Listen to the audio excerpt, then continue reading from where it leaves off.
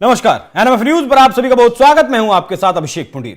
15-16 तारीख की दरमियानी रात, मतलब 1:30 बजे से 2:30 बजे के बीच महानगरी मुंबई में ऐसा कुछ हुआ जिससे पूरे देश में एक खबर चली, सन्नाटा सा पसर गया। सैफ अली खान के घर पर उनके ऊपर हमला हुआ। एक चोर था जो उनके घर में घुसा, किस तरीके से घुसा अब तक नहीं पता चल पाया है। उसके बाद सैफ अली खान को अस्पताल ले जाया गया, सर्जरी हो चुकी है सैफ अली खान की, सब कुछ ठीक है। लेकिन 15 तारीख की रात को हमला होता है। 16 तारीख का पूरा दिन ऐसा गुजरता है जिसमें भारत के लिए बहुत बड़े फैसले होते हैं, भारत सरकार की तरफ से बहुत बड़े फैसले किए जाते हैं। लेकिन आपने वो कहीं नहीं सुने होंगे। आपने सुना होगा कि अब सैफ अली खान पर जिसने हमला किया उसका वीडियो बाहर आ गया, अब उसकी एक तस्वीर बाहर आ गई, अब पुलिस उसे ढूंढने के लिए निकल पड़ी है। मानो क्या अच्छी बात है, रात को हमला हुआ, उसके बारे में जानकारी देनी चाहिए थी। लेकिन क्या इस बारे में जानकारी नहीं देनी चाहिए थी कि इसरो का एक मिशन कामयाब हुआ? क्या इस बात की जानकारी नहीं देनी चाहिए थी कि जिसने इस देश का लाखों करोड़ रुपए का नुकसान करवाया, हिंडनबर्ग ने, उसने अपनी दुकान पर ताला लगा दिया है? और भी तमाम तरीके के जो फैसले आए उनके बारे में क्या जानकारी नहीं देनी चाहिए थी? यह नहीं समझा किसी ने भी। सिर्फ मीडिया में खबरें चली सैफ अली खान और उसके ऊपर हमलावर की चर्चा में। आज इसी पर खबर नहीं है, आज कोई भी, आज इसी पर चर्चा करने के लिए मेरे साथ मौजूद हैं हमारे वरिष्ठ सहयोगी पंकज प्रसून। सर, मीडिया का जो ये स्वरूप है, बड़ी खबरें आई, नहीं दिखाई गई। सैफ अली खान से टीआरपी मिल रही थी, सिर्फ सैफ अली खान ही दिखाया गया। नहीं, ये नैरेटिव और इकोसिस्टम का खेल है पूरी की पूरी। कल बड़ी खबरें क्या थी? इसरो का स्पेसडॉक मिशन सफल, दुनिया का चौथा देश भारत बना। चाइना, अमेरिका और रशिया, सिर्फ 3 के पास ये टेक्नोलॉजी है, और चौथा भारत बना। मेन स्ट्रीम मीडिया में इसकी चर्चा नहीं थी। दूसरा, आपने बताया हिंडनबर्ग की दुकान बंद हुई।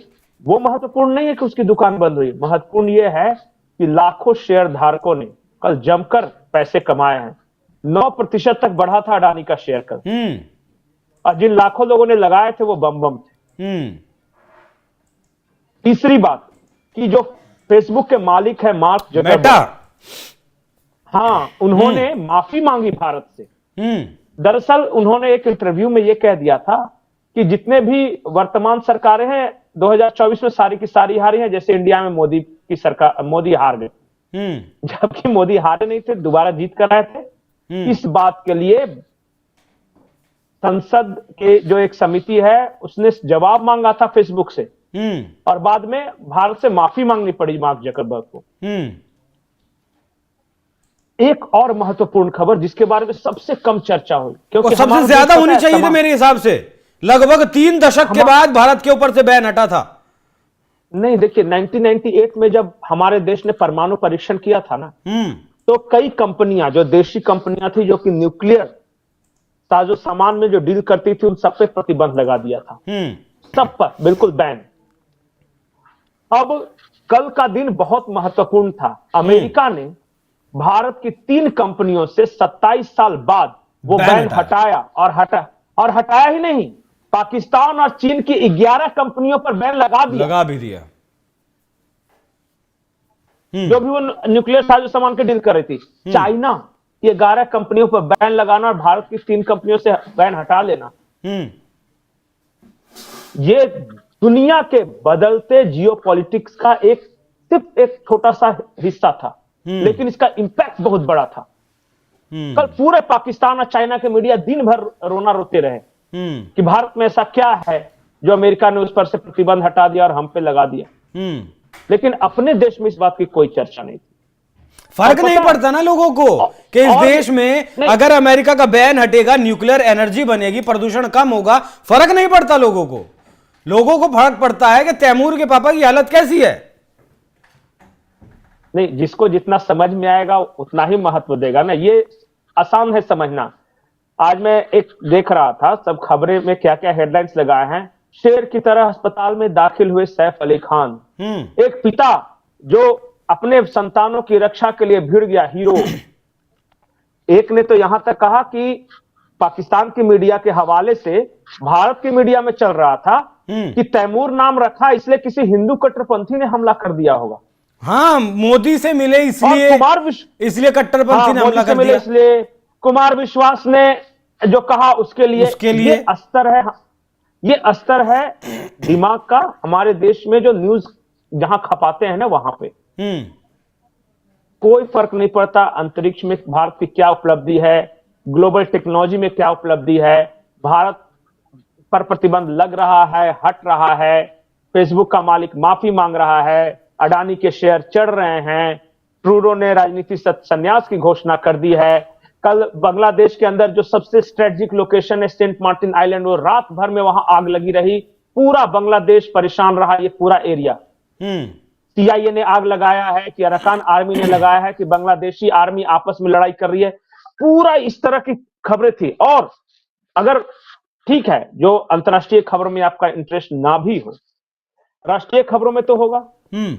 कल एआई इकोसिस्टम पार्क के बारे में बहुत बड़ी कॉन्फ्रेंस हुई हमारे देश में।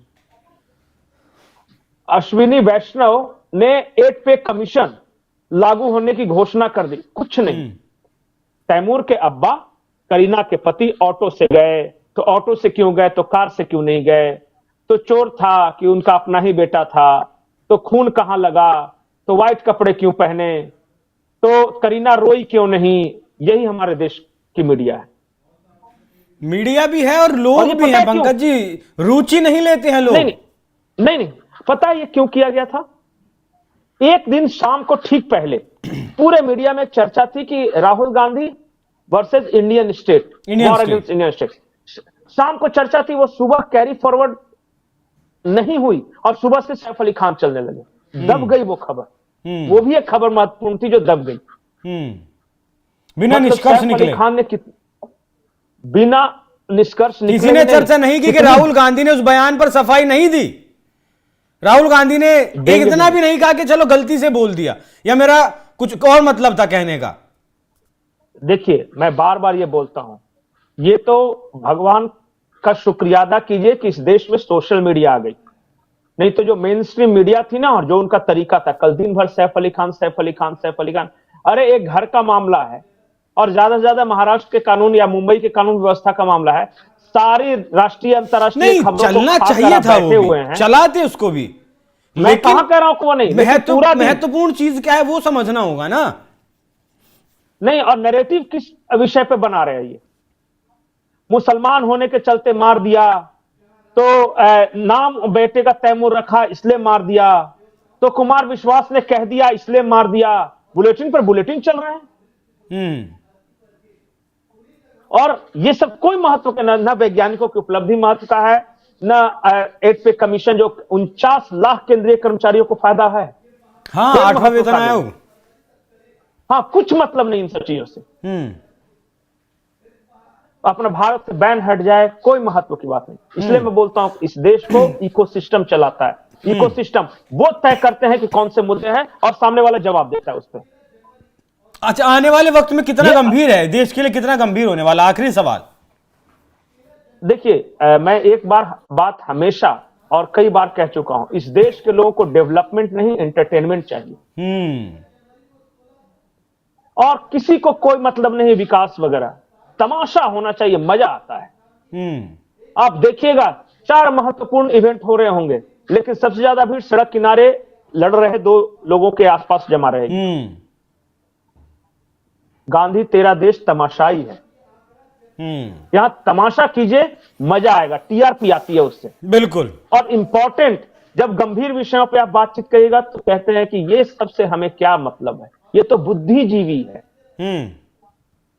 और वही बुद्धिजीवी नैरेटिव भी सेट करते हैं। ये देश कौन सा न्यूज देखेगा, कौन सा न्यूज खाएगा और किसकी बजाएगा, ये भी वो तय करते हैं। राहुल गांधी को कितने तरीके से बचा के निकाल ले गई है, आज कोई सवाल नहीं कर रहा एक दिन बाद कि क्यों कहा। कल इतनी बड़ी उपलब्धि है। अच्छा बताइए, इसमें से किसी खबर की चर्चा हो रही है मेन स्ट्रीम मीडिया में? ट्रूडो का राजनीति से संन्यास, परमाणु जो कंपनियों पर से बैन हटा, उसके बाद जो मार्क जुकरबर्ग ने माफी मांगी, या फिर इंडिया इसरो ने जो उपलब्धि हासिल की, या एआई इकोसिस्टम से जुड़ा जो कॉन्फ्रेंस हुआ, कुछ नहीं। न इंफ्रास्ट्रक्चर, न विकास, न कुछ नहीं। सैफ अली खान के शर्ट पे कितने खून के बूंदे लगी थी। बिल्कुल, ये हत्यारे के सोचने हाथ का में विषय खून क्यों नहीं लगा था? है, विचार करने योग्य विषय है कि आपको देखना क्या है, आपको जाना किस दिशा में है। जब आप वोट डालने जाते हैं तब आपको 2 रुपए महंगा टमाटर और 4 रुपए किलो की गैस महंगी लगती है। जरूर 2 रुपए पेट्रोल पर आपको महंगे लगते हैं जी। एक पत्रकार है, मैंने उनसे पूछा, दिल्ली के ही हैं, मैंने उनसे पूछा दिल्ली का क्या माहौल है। उन्होंने एक लाइन में जवाब दिया कि अगर आज इरफान खान जो आ जाए ना, पाकिस्तान वाला जिसको जेल हुआ है, वो आके दिल्ली में ये घोषणा कर दे कि सभी को 5-5 हजार रुपए देंगे तो कल दिल्ली वाले उसे मुख्यमंत्री बना देंगे। यही हाल है। और ये इस तरीके के दावे जब आपके बारे में किए जाते हैं तो ये मत समझिए कि आपकी बहुत बड़ी तारीफ है, तुरंत उस चीज का फायदा आपको मिल सकता है, लेकिन लंबे स्तर की अगर बात करेंगे, भविष्य की अगर बात करेंगे, तो वो फायदा आपको नहीं मिलेगा, वो नुकसान ही आपको मिलेगा। आज यही दिल्ली है कि जिसका राजस्व 2026 करोड़ रुपए के घाटे में है, जिस दिल्ली का राजस्व कभी बढ़ा हुआ या फिर कहें कि फायदे में रहा करता था। खैर, लेकिन इन विषयों पर आपकी भी यह जिम्मेदारी है कि ऐसे विषयों पर आप भी अपनी रुचि बनाएं, आप भी पता करें कि इसरो ने स्पेसएक्स जो मिशन है वो सफल हो गया। मार्क जुकरबर्ग, दुनिया का इतना बड़ा अमीर आदमी, वो हिंदुस्तान से माफी मांगता है। हिंडनबर्ग, कितना लाखों करोड़ का नुकसान उसने आम आदमी का किया, वो अपनी दुकान बंद कर देता। हमारे लिए यह गर्व का विषय होना चाहिए था, यह खुशी का पल होना चाहिए था कि 2 बार 3 बार जिसने अडानी पर हमला किया और इस देश के आम आदमी के पैसे का नुकसान किया। तो आपकी रुचि, ये पहली बात तो आपकी रुचि जो है वो डिसाइड करती है कि मीडिया आपको क्या दिखाएगी, क्या नहीं दिखाएगी। बाकी भविष्य में क्या कुछ करना है उस पर गौर जरूर करिएगा। पंकज जी।